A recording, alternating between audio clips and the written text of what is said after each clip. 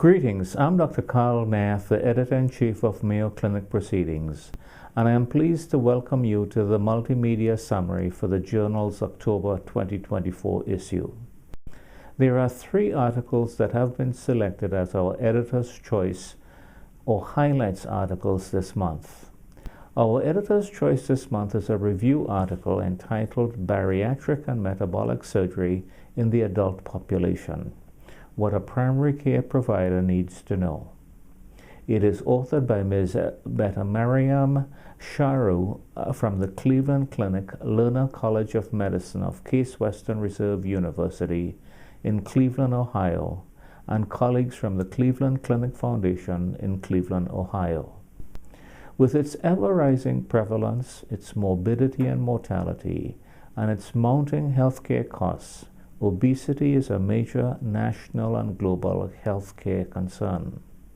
Sharu et al. Provide a comprehensive review of metabolic and bariatric surgery, highlighting that while metabolic and bariatric surgery is one of the most effective treatments for obesity, this therapy is used in 2% or less of potentially eligible patients.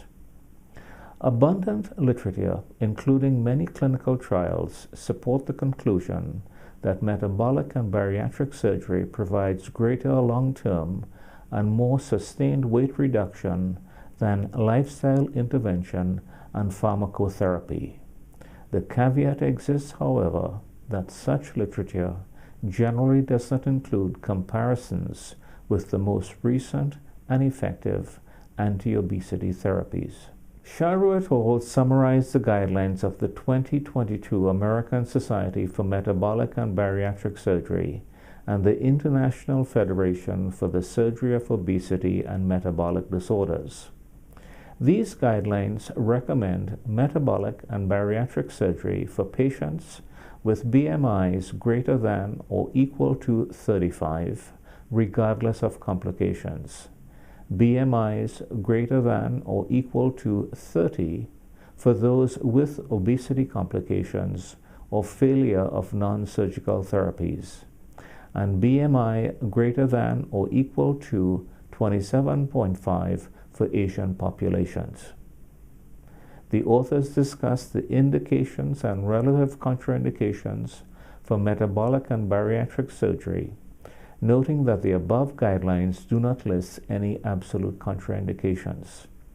The 2 main types of metabolic and bariatric surgery are sleeve gastrectomy and Roux-en-Y gastric bypass, each of which accounts for 40% or more of procedures performed. For each type of surgery, the authors list the weight loss generally achieved, their complications, and their specific indications. The authors summarize mechanisms underlying the basis for weight loss by metabolic and bariatric surgery, including those that involve the secretion of satiety-related and other hormones, and alterations in the gut microbiome. Benefits of metabolic and bariatric surgery include remission of type 2 diabetes, cardiovascular disease, obstructive sleep apnea, and dyslipidemia, with rates of remission for these conditions somewhere between 66 and 96%.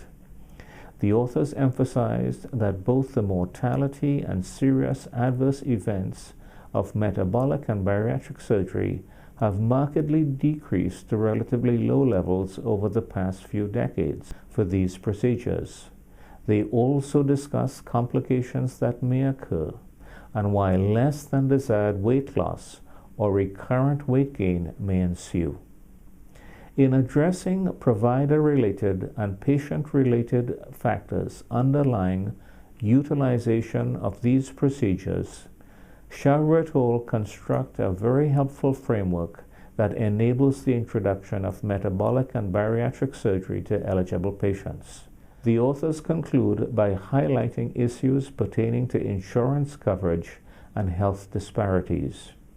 This timely review succinctly summarizes salient issues regarding metabolic and bariatric surgery, such that this effective therapy may be more widely considered for eligible patients. Our first highlight article this month is an original article entitled Effect of Relative Protein Intake on Hypertension and the Mediating Role of Physical Fitness and Circulating Fatty Acids, a Mendelian Randomization Study. It is authored by Dr. Shaji Yi from the Shanghai Institute of Endocrine and Metabolic Diseases in Shanghai, China, and colleagues from several other universities and agencies in Shanghai, China. A limitation of observational studies is that causation may not be inferred from associated findings so derived because of the potential effects of such issues, among others, of unmeasured confounding, residual confounding, and reverse causality. Genetic variants inherited at birth are increasingly recognized as influencing risk factors for diseases, and being fixed at birth, these variants are generally uninfluenced by these risk factors themselves. Mendelian randomization applies this concept to epidemiologic studies so as to avoid the effect of confounding and reverse causality, thereby strengthening the likelihood that causality may be inferred from such observations. The use of genetic variants in Mendelian randomization studies, however, must meet certain criteria. The Mendelian randomization study of Yi et al. Examined relative protein intake and its effect on hypertension, utilizing such databases as FinGen and the UK Biobank, among others. Yi et al. Undertook 3 levels of analysis that examined, first, the bidirectional causal association of relative protein intake with blood pressure. Second, the causal associations of metabolic profiles characteristic of the type of dietary protein. And third, potential mediators that underlie the effect of dietary protein intake on hypertension.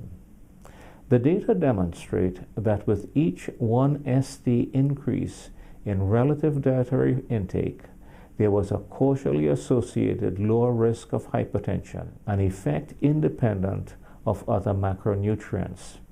This effect was largely channeled through plant protein. Indeed, increased amounts of animal protein were associated with a higher hypertension risk and pulse pressure. The beneficial effect of higher protein intake was mediated through less frailty, greater grim strength, and less circulating levels of fatty acids. Interestingly, another mediator, albeit considerably weaker, was height, findings congruent with some studies in the literature demonstrating that greater height in adults associates with lower systolic blood pressure. 2 additional strengths of this study merit comment. First, the study of Yi et al. Is a masterful example of the power and depth that Mendelian randomization brings to epidemiologic investigation. Second, this study wonderfully illustrates how publicly available databases can be expertly mined so as to derive important insights regarding nutrient intake and disease. Our second highlight article this month is an original article entitled Trimethylamine N-oxide and related metabolites are associated with increased cardiovascular risk. Results from the Dallas Heart Study. It is authored by Dr. Yila Tamar Bakan from the Rabin Medical Center in Petah Tikva, Israel, and colleagues from several national and international universities and institutes. Gut microbiota-dependent metabolism is a recognized determinant of health and disease. In particular, substantial evidence supports the view that trimethylamine N-oxide, TMAO, a metabolite generated by gut microbiota, is a biomarker of atherosclerotic cardiovascular disease. Talmor Bakan et al. Significantly advanced this field by examining this issue using a cohort consisting of primary prevention participants at low to immediate risk for atherosclerotic cardiovascular disease. Unlike previous studies, which were generally comprised of individuals with a high or very high risk for atherosclerotic cardiovascular disease. Talmor, Barkan et al. Studied 361 participants of the Dallas Heart Study, in which 88 participants with incident atherosclerotic cardiovascular disease were matched to 273 case controls without atherosclerotic cardiovascular disease. Follow-up extended to 12 years. Plasma levels of TMAO were measured along with precursors and metabolites of TMAO. The data demonstrate that individuals with incident atherosclerotic cardiovascular disease had higher levels of TMAO compared with those without atherosclerotic cardiovascular disease. Indeed, the risk of atherosclerotic cardiovascular disease was increased more than twofold in those participants with plasma TMAO concentrations in the fourth quartile compared with those in the first quartile. Such findings were also exhibited by the precursors and metabolites of TMAO. The authors discussed that TMAO may not only serve as a biomarker for atherosclerotic cardiovascular disease, but also as a pathogenetic driver based on their atherogenetic, pro-inflammatory, pro-thrombotic, and diabetogenic actions. The authors also addressed the therapeutic significance of these findings. For example, TMAO levels may be reduced by the avoidance of foods high in precursors of TMAO, by altering gut microbiota to include bacteria that generate lesser amounts of TMAO, and by the use of inhibitors of biochemical pathways that generate TMAO. Additionally, the authors point out the possibility that improving hepatic insulin sensitivity may lessen plasma TMAO levels. In addition to demonstrating that TMAO is a biomarker for atherosclerotic cardiovascular disease in individuals with a low to intermediate risk, the strengths of this study include the examination of a multi-ethnic cohort, the long duration of follow-up, and the examination not only of TMAO itself, but also its precursors and metabolites. Finally, these studies support the consideration of therapeutic strategies that aim to reduce plasma TMAO levels as a way of mitigating the risk for atherosclerotic cardiovascular disease. You can access these highlights and editor's choice articles free of charge during the entire month of October. Please visit our Mayo Clinic Proceedings website at www.mayoclinicproceedings.org, where you'll find our online-only features and many news stories posted in News from the Editor carousel on our website homepage based on articles published in Mayo Clinic Proceedings. You will see other free content as well as articles published online in press. You will also find links to our social media by clicking the links at the bottom of the home page to follow us on Facebook, X, formerly known as Twitter, and YouTube. Our YouTube channel, you'll find full-length author interviews called Insights, on our MCP 60 seconds video of article synopses. Our website also includes our Mayo Clinic Proceedings issue summary and author insight podcast recordings, which are available from our website on our homepage as well as through iTunes. As always, we greatly thank you for your interest in and support of Mayo Clinic Proceedings.